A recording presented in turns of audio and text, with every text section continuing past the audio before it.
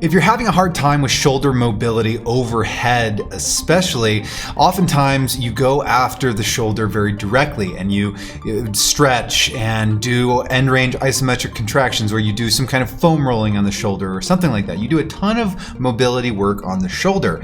This video is going to teach you how sometimes you may need to look a little bit further downstream. You may need to look at the low back if you're having a problem with overhead mobility of the shoulder. Let's check that out.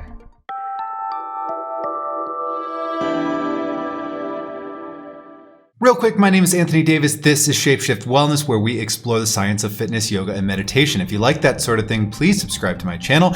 Helps me out, helps me to keep creating more content. Speaking of content, this week I am launching an advanced shoulder anatomy course. We will be covering all the things bone and ligament and joint related in this particular course. It is going to be a fantastic course, so be on the lookout for that. Go to my website. If you get an all access pass, you can get in right now and have access to all the coursework that's currently available and the shoulder anatomy course that's right about to drop. Once it drops, it's going to be in the description, so check that out. All right, now let's learn about overhead mobility and how low back muscles can contribute to it. One of the strongest muscles in the human body, and one of the largest muscles in the human body, if not the largest muscle in the human body, is the Latissimus Dorsi, and it is a huge one. It sprawls out all over the place. So in terms of sheer surface area, essentially, it's the biggest muscle out there, and it's wide and flat, and it connects all over the spine and into the low back, and it crosses over the SI joint there, and it attaches to the pelvis as well on the iliac crest. So this huge mass of muscle and fascia, because you can also notice that it's not just muscle. So the portion up here is, this is all muscle, but then once it gets down towards the low back, this is all what we would call the thoracolumbar fascia. And this whole area is just this tough fascia.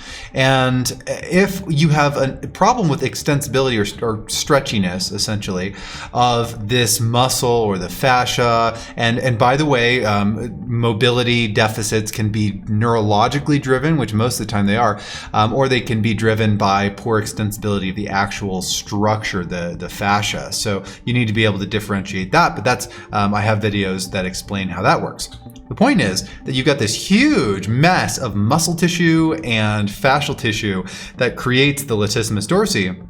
And you can see all of this stuff goes up and connects to this one little area right in here, right? So it goes up and it connects into the shoulder by becoming this tiny little thread of becoming a tendon that connects on the front of the shoulder. And so if we take a closer look at that, then here I'll highlight the muscle for you. So let's take a tour. Let's zoom in and let's see. Okay, so this wraps around to the front of the shoulder, and then if we kind of spin around, so let's spin around to the front of the shoulder now, and you can see how it connects there.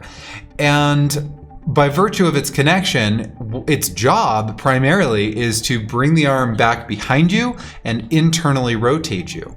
So if you're trying to reach overhead, which is reaching forward, and externally rotate, you are going to need a latissimus dorsi that has a lot of mobility. But it is such big muscle that it is hard to get it to be compliant in an overhead position. So what we see is, and the way that you'll know that the lats are contributing to your poor overhead mobility, is that when you try to reach overhead, let me draw this for you. When you take your arm and you try to reach it up overhead, you will see that the latissimus dorsi will pull the spine into this position. So into a rounded position. Well, I should really say a hyperextended position. So your spine will arch backwards because the lats are being pulled up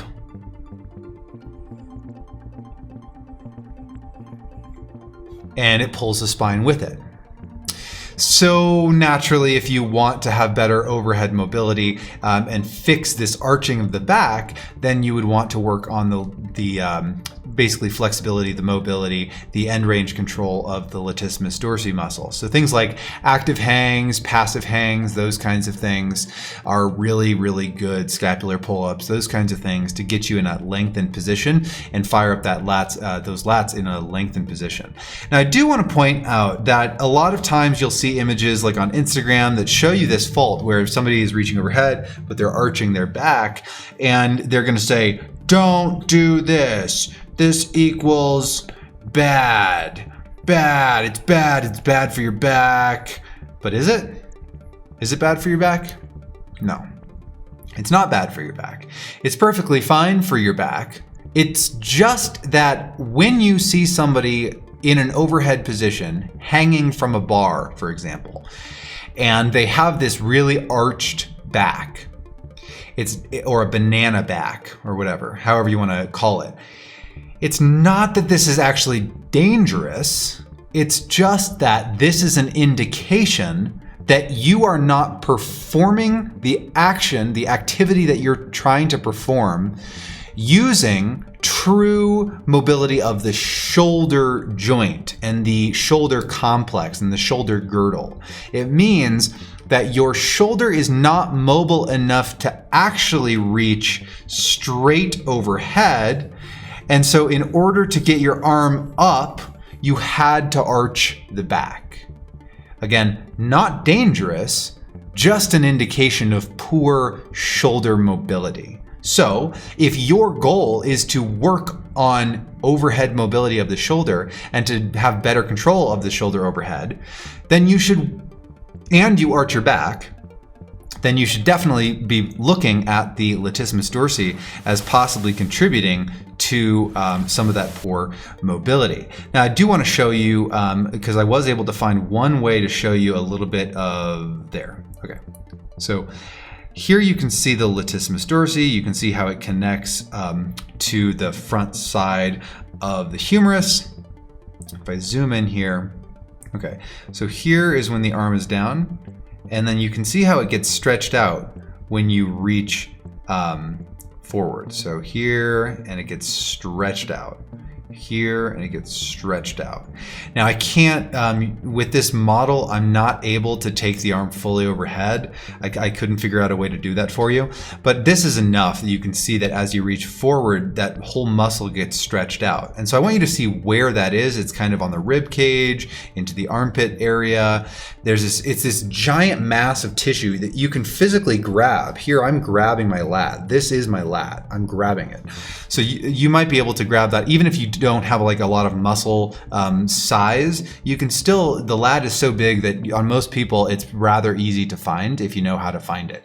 So if you worked on, for example, foam rolling, so here let me give you a couple of takeaways so that it's not just strict anatomy. If you wanted to increase your overhead mobility, the main ways that I would do this are, you could take your arms overhead and do passive hangs. So hang from a bar. So take your arm overhead and hang from a bar. So both arms would be overhead and you'd be hanging from a bar. And just allow totally passive hangs at first, and that's going to put and make sure your grip is supinated so that it externally rotates the arm, which is going to create more of a stretch for the latissimus dorsi. So you can just do hangs. So this is the way of not just stretching, but actually firing up the muscles that control that lengthening process. So if it's neurological inhibition or neurologically tight, then those muscles will be taught to reset their muscle spindle, the stretch reflex. So you're less likely that those muscles fire up in a protective way using because of the muscle spindle reflex. So that would be one way. Another way is same thing, you take the arm overhead like this, but you lay on your side, and essentially what you do here, I'll just try to draw it for you. Imagine that this person is laying on their side with their arm overhead, and their lats are now going up into the arm like this. So this is all your muscle tissue. This is the lat. Now what you would do is you would come in with a foam roller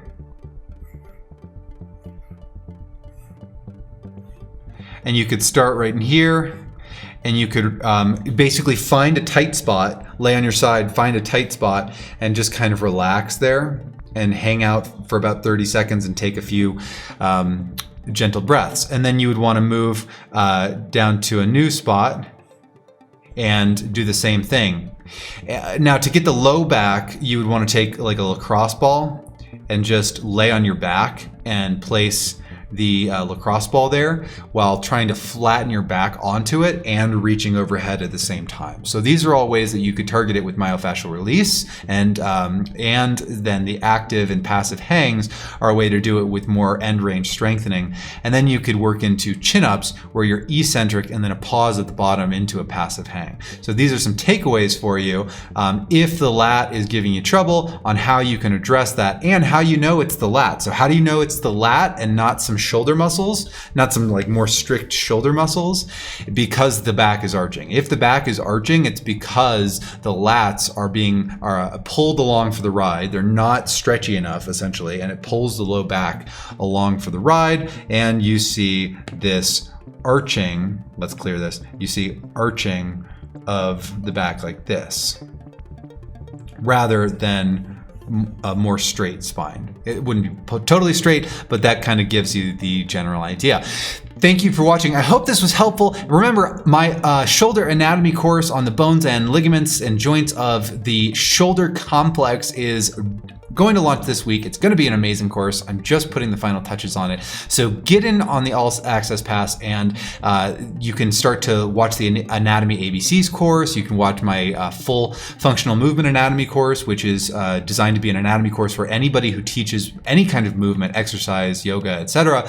Everything that you need to know about human movement. The shoulder course is going to go into much greater depth than my FMA course. So if you want to really start to take a deeper dive, come along for the ride with me. And again, the All Access Pass is the best way, because after I launch this shoulder anatomy course, I'm going to be launching another shoulder anatomy course that's going to be looking more at the muscles and myofascial trains. And then after that, it'll be biomechanics, like advanced biomechanics. And then after that, we're going to get into interventions and case studies and some really juicy practical stuff. And I think but if we got to set the foundation. So that's my plan over the next year. So I'm telling you, the All Access Pass, if you just subscribe monthly, all these courses are going to be launching and you just have access to all of them. That's the best way to go. Thanks for watching. See you next time.